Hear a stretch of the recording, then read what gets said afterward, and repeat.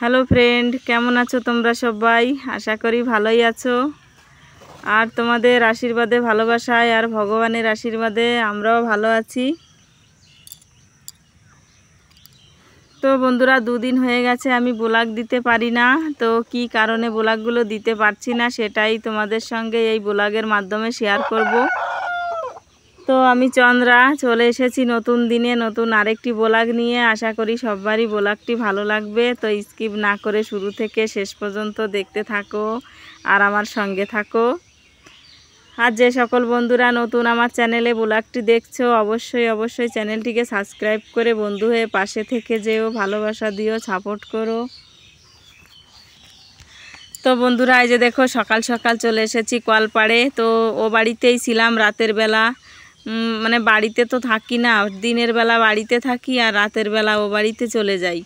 তো তোমরা দেখতে পাচ্ছ ওই যে দেখো আমার পিছনে পাটের জমিতে পাট দেখো মাথা সমান উঁচু হয়ে গেছে, চারিদিকে পাট হয়েছে এরকম। আর বাড়িতে তো বর্ষায় কাদা কিচড় হয়ে গেছে। তো এ বাড়িতে মা বাবা থাকতে দেয় না, ও বাড়িতে চলে যাই। সেজন্য প্রতিদিন এই সন্ধ্যাবেলা খাওয়া দাওয়া করে চলে যাই। তো সকাল সকাল চলে এসেছি এ বাড়িতে। এসে দেখো এই যে আমি কাজ শুরু করে দিয়েছি ও বাড়িতে। মাকে একটু ঘরটর ঝাড়ু টাড়ু লাগিয়ে দিয়ে এসেছি। রাতের বেলা থালা বাসন টাসন এগুলো ধুয়ে রেখেছিলাম, আর সকালবেলা শুধু ঝাড়ু লাগিয়ে তারপর চলে এসেছি এ বাড়িতে। এসে ছেলেকে দুধটা গরম করে খাইয়ে দিয়েছি, দিয়ে এখন বাজে সকাল 7টা। আর এই যে দেখো এখন জল ভরছি, থালা বাসন ধোবো, জল ভরবো, একসঙ্গে অনেক কাজ করতে হবে। আর রাতের বেলা বৃষ্টি হয়েছে সারা রাত। দেখো উঠানের মধ্যে কেমন একটা কিচড় কিচড় ভাব হয়ে গেছে, ভিজা ভিজা ভাব, এখনও মানে শুকায়নি উঠানটা। এই কিছুদিন হয়ে গেল প্রতিদিন বৃষ্টি হচ্ছে, একদিনও বন্ধ যাচ্ছে না বৃষ্টি।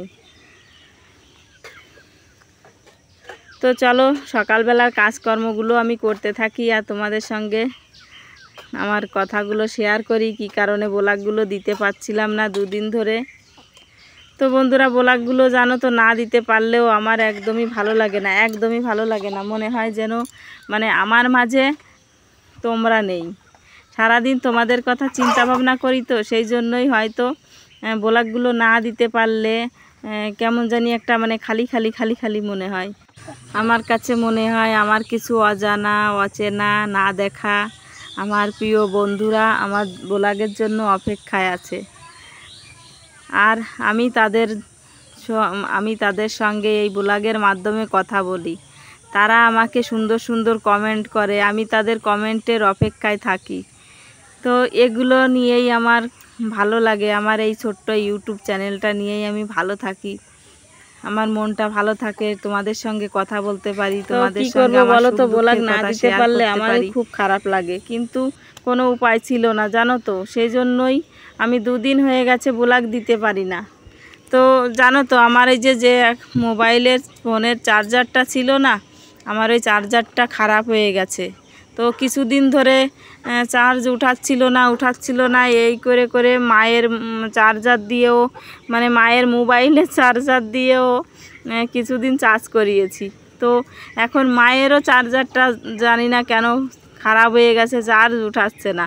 এখন মা বলছে তুমি আমার চার্জার দিয়ে চার্জ করেছো, সেজন্য আমারও মোবাইলে এখন চার্জ উঠাচ্ছে না। তো আমারটা তো গেছে, চার্জ একদমই উঠাচ্ছে না। আর এখন মায়েরটাও এরকম হয়ে গেছে।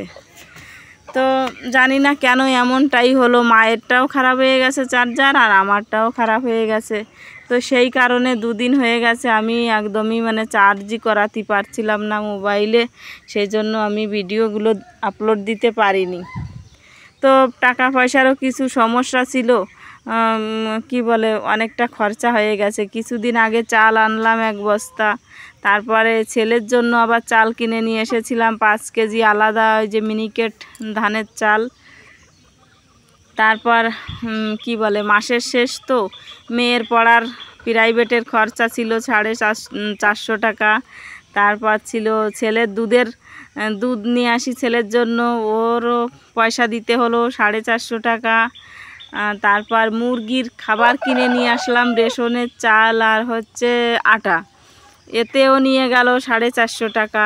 মানে এদিক সেদিক করে আমার 2-3 হাজার টাকা খরচা হয়ে গেছে।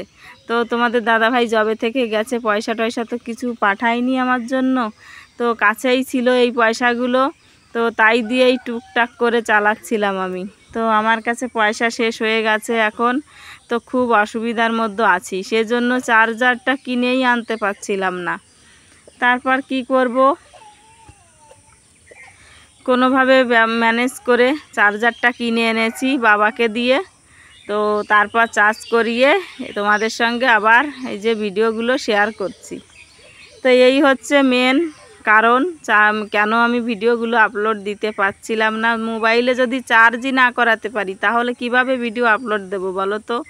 আর মায়ের ফোনের মোবাইল মানে চার্জারটা দিয়ে চার্জ করিয়েছি, তো মায়েরটাও এরকম হয়ে গেছে, এখন মায়ের মোবাইলেও চার্জ উঠাচ্ছে না। তো এই হচ্ছে আসল কারণ। তো দুদিন খুবই খারাপ অবস্থায় ছিলাম ভিডিও না দিতে পেরে। তো আমার তো খুবই খারাপ লাগছিল তোমাদের সঙ্গে ভিডিও শেয়ার করতে না পেরে। জানি না তোমাদের খারাপ লাগছিল কি না আমার ভিডিওগুলো না পেয়ে, তো অবশ্যই কমেন্ট করে বলো। আর এই যে দেখো আমার রান্নাঘরে এসে উনুনটা ভালো সুন্দর করে লিপে নিয়েছি মাটি দিয়ে। আর এখানে গ্যাস চুলাটাও ভালো করে মুছে নিয়েছি। পুরো রান্নাঘরটা দেখো চকাচক করে নিয়েছি, পরিষ্কার পরিচ্ছন্ন করে লিপে নিলাম। আর ওই যে দেখো উঠানের অবস্থা, পায়ে কাদা লেগে যাচ্ছে। তো বন্ধুরা এই যে দেখো এদিকে আমার রান্না বান্নাও হয়ে গেল। এখানে ছেলের জন্য দুধ গরম করে রেখেছি, ভাত হয়ে গেছে। আর চলো এই যে দেখো এখানে থানকুনি শাক বেটে রেখেছি, আর এদিকে আছে তেলা কচুর আগা, আর হচ্ছে আলু দিয়ে একটা নিরামিষ করেছি মেয়ের জন্য। আর এখানে আছে শিঙি মাছ আর কই মাছ দিয়ে ডাটা দিয়ে আলু দিয়ে একটা তরকারি করেছি। মায়ের কাছ থেকে মাছ নিয়ে এসেছিলাম, সেগুলো দিয়েই রান্নাবান্না হলো এখন। তো বন্ধুরা দেখতে পেলে সকালবেলা রান্নাবান্না হয়ে গেছে। আর এই যে দেখো ছেলের জন্য ভাত বেড়ে নিয়েছি, ছেলেকে এখন ভাত খাওয়াবো। যে ডাটার তরকারি রান্না করেছি মাছ দিয়ে, কই মাছ আর শিঙি মাছ দিয়ে, তো এখন ছেলেকে ওই মাছ দিয়ে তরকারি দিয়ে ভাত খাওয়াবো। তো ছেলে রয়েছে কাকিমার কাছে খেলা করছে, আর আগে ছেলেকে ভাত খাওয়াবো তারপর আমি নিজে ভাত খাবো। আর ওদিকে জানো তো মেঘ করেছে আজকে আবার, এখন বাজে সকাল 10:30। তো এখন থেকেই মেঘ শুরু হয়ে গেছে, এখন থেকে না সকাল থেকেই হচ্ছে মেঘ। তো জানি না কখন বৃষ্টি আবার আজকে আবার আসবে, বাড়িতে থাকা যাচ্ছে না, ঘরটার এমন অবস্থা হয়ে গেছে, কাদা কাদা পায়ে লেগে যাচ্ছে, খুব অসুবিধা হচ্ছে। তো চলো এখন ছেলেকে ভাত খাইয়ে। তো বন্ধুরা এই যে দেখো বৃষ্টি নেমে গেছে, তো এখন বাজে দুপুর 1টা। তো ছেলেকে তখন তো ভাত খাইয়ে দিয়েছিলাম, তারপর ওকে স্নান টিনান করিয়ে ঘুম পাড়িয়ে দিয়েছি, ছেলে ঘুমোচ্ছে। আর আমিও স্নান করে এসেছি, কিন্তু জামা কাপড়গুলো এখনও ধুতে পারিনি।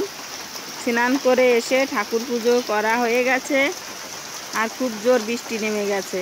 তো বন্ধুরা চলো ব্লগটি আর বড় করছি না, এ পর্যন্তই। ব্লগটি ভালো লাগলে অবশ্যই একটা লাইক করে দিও, বন্ধু হয়ে পাশে থেকো, সাপোর্ট করো।